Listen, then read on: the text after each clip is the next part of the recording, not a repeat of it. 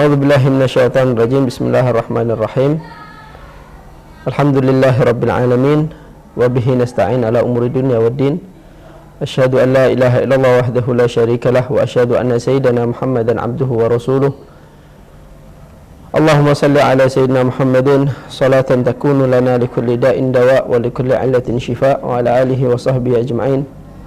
Subhanaka la ilma lana illa ma 'allamtana innaka antal alimul hakim. Rabbi israh li sadri wa yassir li amri wahlul 'uqdatam min lisani yafqahu qawli. Amma ba'd. Ikhwani rahimakumullah. Syukur kepada Allah Subhanahu wa taala yang mana kita telah diberikan banyak sekali nikmat, banyak sekali anugerah dari Allah Subhanahu wa taala. Nikmat panjang umur, nikmat sehat walafiat, termasuk nikmat yang kita berada di dalamnya, yaitu nikmat kita dipertemukan dengan bulan suci, yaitu bulan Ramadan.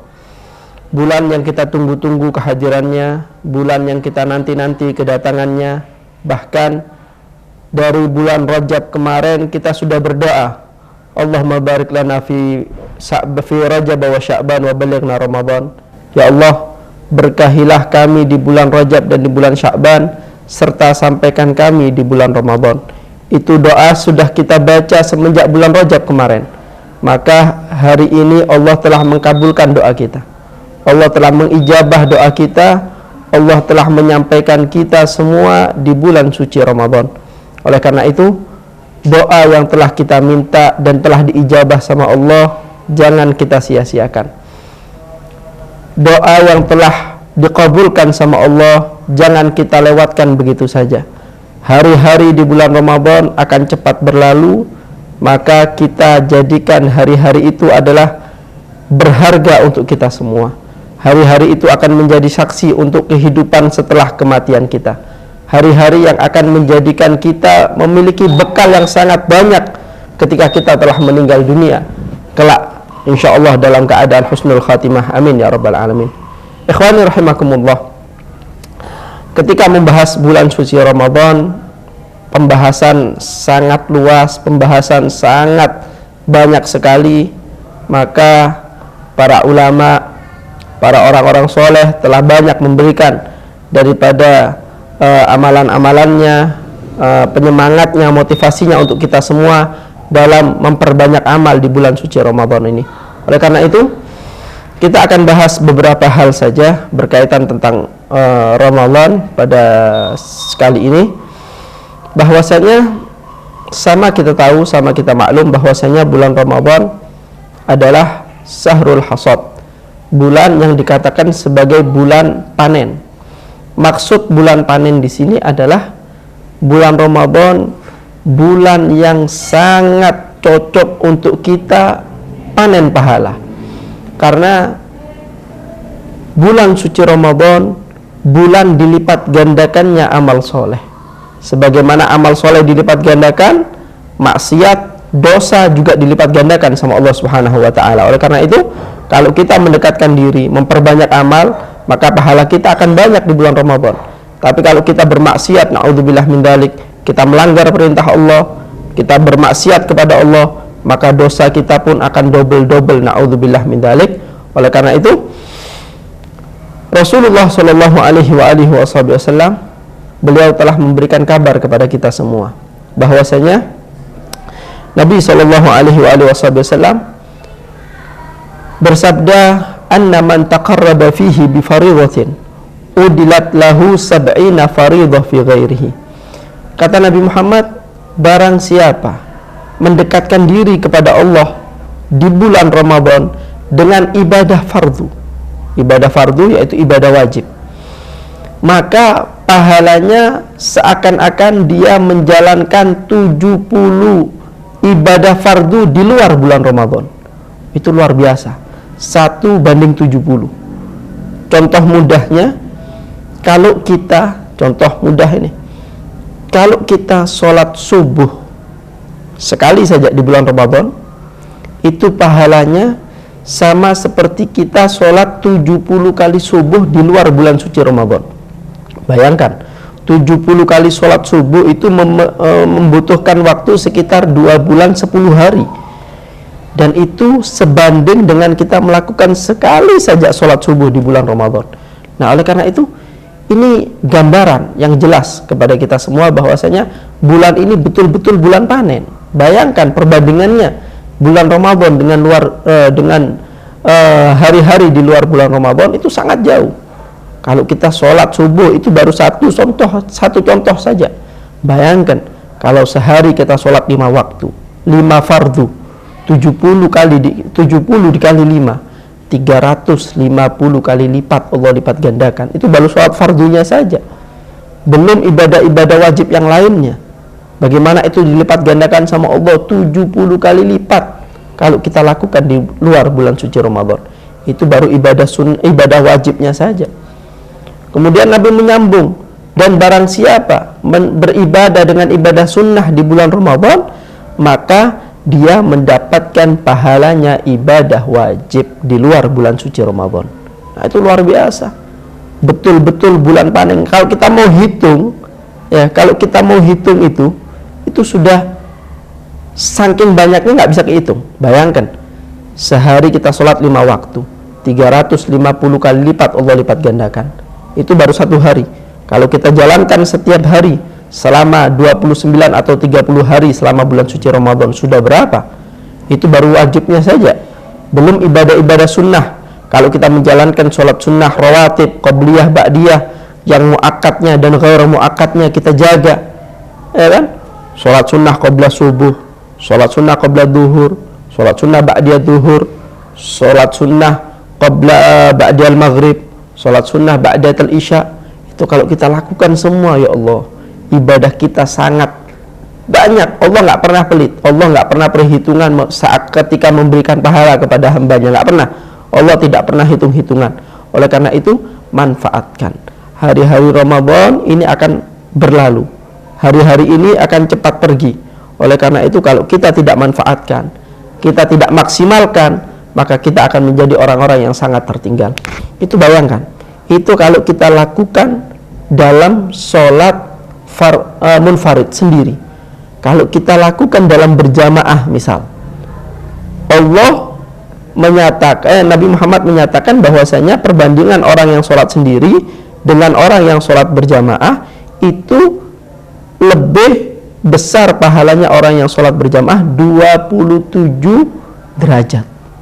Kalau kita lakukan di bulan Ramadan berjamaah, sudahlah dilipat gandakan 70 kali lipat, dilakukan dengan sholat berjamaah, dimuliakan atau dilebihkan 27 derajat. Berapa itu sudah?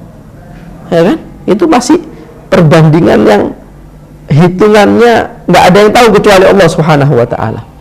Apalagi kalau kita menjalankan sholat tersebut menggunakan ini, siwak. Kata Nabi Muhammad, 2 rakaat dengan siwak lebih baik, lebih afdol daripada 70 rakaat tanpa siwak. Bayangkan, sudahlah dilipat gandakan 70 kali lipat, kita lakukan dengan berjamaah mendapatkan 27 derajat ketimbang sholat sendiri, dan kita gunakan siwak yang lebih utama daripada 70 bandingannya 2 banding 70 rakaat. Wah, nggak terhitung pahala kita. Oleh karena itu, manfaatkan. Ini betul-betul bulan panen. Ini betul-betul bulan yang istimewa. Kalau kita maksimalkan, kita jaga ini amalan-amalan, kita jaga ini ibadah-ibadah di bulan suci Ramadan, maka pahala kita betul-betul sangat besar, dan kita akan melihat pahala tersebut ketika kita telah dihadapkan kepada Allah Subhanahu wa ta'ala. Oleh karena itu, manfaatkan bulan suci Ramadan ini, manfaatkan hari-hari Ramadan, sehingga keluar dari Ramadan kita menjadi hamba-hamba yang diridhai oleh Allah Subhanahu wa ta'ala. Man sholaha lahu Ramadan, sholaha lahu sairus suhur. Barang siapa yang Ramadannya itu baik, barang siapa yang Ramadannya itu bagus, barang siapa yang hari-hari Ramadannya itu indah, maka waktu yang dia akan lalui setelah bulan Ramadan, bulan-bulan setelah bulan Ramadan, hari-hari setelah bulan Ramadan juga akan baik berkahnya bulan Ramadan. Oleh karena itu, jadilah hamba yang taat, yang betul-betul mementingkan perintahnya Allah Subhanahu wa ta'ala. Ikhwani rahimakumullah, berapa banyak umatnya Nabi Muhammad, berapa banyak orang yang mengaku sebagai umat Islam, mengaku sebagai penganut agama Islam, mengaku sebagai umatnya Rasulullah, tapi ketika bulan Ramadan mereka menyepelekan perintah Allah, yaitu perintah puasa. Mereka dengan bangganya, mereka dengan sombongnya menunjukkan bahwa mereka itu tidak menjalankan ibadah Ramadan, tidak menjalankan puasa di bulan Ramadan, dan mereka bangga, dan mereka seakan-akan tidak berat melakukan hal tersebut, seakan-akan itu bukan hal dosa yang sangat besar. Mereka menyepelekan itu semua. Na'udzubillah min dzalik. Allah telah ancam orang-orang yang seperti itu di dalam firman-Nya, faqala ta'ala, innal ladzina yastakbiruna an ibadati fasayadkhuluna jahannama dakhirin. Kata Allah Subhanahu wa taala, siapapun mereka yang sombong ibadah kepada Allah, itu Allah nyatakan itu, barang siapa yang sombong beribadah kepada Allah, Allah perintahkan dia puasa, dia nggak mau puasa, sombong dia kepada perintah Allah. Allah perintahkan dia sholat, dia nggak mau sholat, seakan-akan dia menentang perintahnya Allah. Orang-orang yang sombong seperti itu, kata Allah, maka kelak dia akan masuk ke neraka jahanam dakhirin, dalam keadaan yang sangat hina. Na'udzubillah min dzalik. Oleh karena itu, ibaratullah, jangan sampai kita, keluarga kita, anak-anak kita, teman-teman kita termasuk orang-orang yang dilaknat, orang-orang yang diharamkan untuk beribadah kepada Allah Subhanahu wa taala. Dan harapan kita mudah-mudahan kita termasuk orang yang betul-betul mementingkan perintah Allah, betul-betul menjalankan apa yang telah Allah wajibkan kepada kita semua, sehingga kita menjadi hamba yang ridha dan diridhai oleh Allah Subhanahu wa taala. Al-Imam Abdullah bin Abi Al-Haddad di dalam kitab Nasihat Diniyah mengingatkan kepada kita semua bahwasanya malaikat Jibril mengatakan kepada Rasulullah, ya Rasulullah, man adraka Ramadan falam yughfar lahu ab'adahullah. Wahai Nabi Muhammad, kalau ada umatmu yang hidup di bulan Ramadan, menjalani hari-hari Ramadan, memiliki kesempatan untuk beribadah di bulan Ramadan, tapi dia nggak mau ibadah sampai dia tidak mendapatkan ampunan Allah di bulan Ramadan, maka orang tersebut akan semakin jauh dari Allah Subhanahu wa taala. Kenapa malaikat Jibril mengatakan seperti itu? Karena di bulan Ramadan betul membentangkan pintu rahmatnya, membentangkan pintu taubat, membentangkan pintu ampunannya, sehingga mudah bagi Allah, bagi hamba untuk mendapatkan ampunan Allah Subhanahu wa taala. Kalau ada hamba yang hidup di bulan Ramadan, mendapati bulan Ramadan, tapi bisa nggak mendapat ampunan dari Allah, berarti orang itu betul-betul kebangetan. Jeleknya orang itu betul-betul kelewatan. Buruknya orang-orang itu betul-betul melebihi batas. Kok bisa dia tidak mendapatkan ampunan Allah, padahal Allah betul-betul membentangkan pintu ampunannya.